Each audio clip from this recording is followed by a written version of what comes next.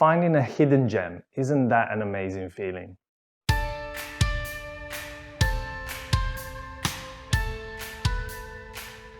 Hello and welcome back to my channel. Today I would like to talk about 5 science fiction and fantasy book series that in my opinion are extremely underrated and that I very rarely hear being talked about on booktube. I'm going to start from the most popular, and that's based on Goodreads ratings, and then move on to the less popular ones until the last one, which you probably never heard of. The Rivers of London series is actually relatively popular in the UK, probably because the author himself is British. However, I very rarely see it on booktube, which I think is a bit of a shame.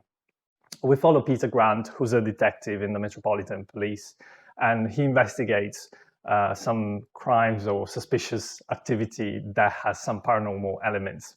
So in that respect, it's probably somewhat similar to a book series such as The Dresden File, which is the juncture between mystery and fantasy.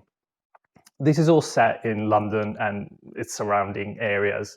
And I think that will be quite interesting for both people who are familiar with the city as well as live in the city like myself, because it goes into like some depth, lore and history about the city itself that you're probably not familiar with anyway, as well as people who have never been to London but are just interested and fascinated by this amazing city.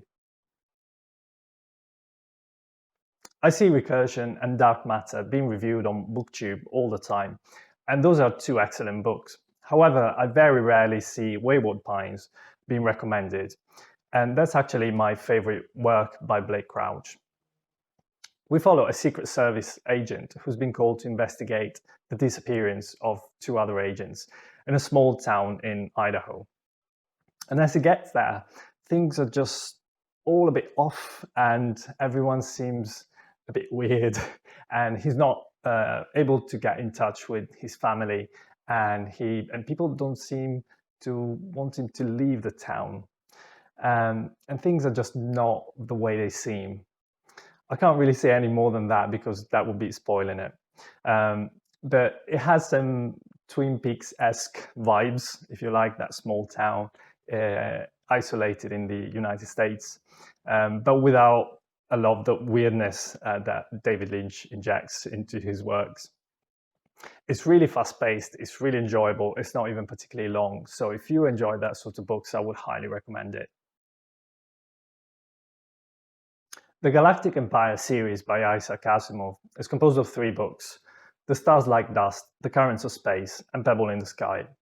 This is often overlooked in favor of his more popular series, such as Foundation and the Robot series, which, by the way, you should probably also read. These are really 3 standalone books, so you don't necessarily have to commit to the whole series to start. And they do take place in the same universe as the Robot and Foundation series. I personally enjoyed this trilogy more than Foundation itself. But if you like classic sci-fi, and perhaps if you've read some Asimov and want to read more, I would highly recommend it. If you've never read any Asimov, I would probably suggest you start from the Robot series, but still keep this in mind to follow up. Abraham is better known for writing The Expanse, which is a very popular science fiction series. However, it's a bit of a shame that his fantasy works are not as widely known.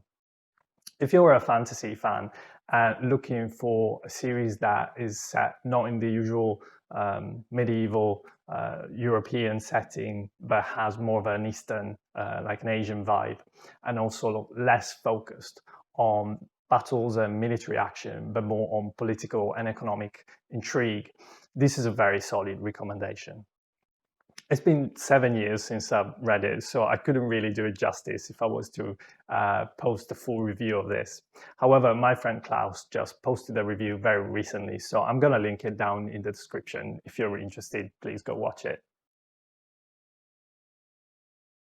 A scientist is able to open a one-way tunnel to 6 million BC, and a group of characters who struggle to fit into modern society decide to take the plunge and just go.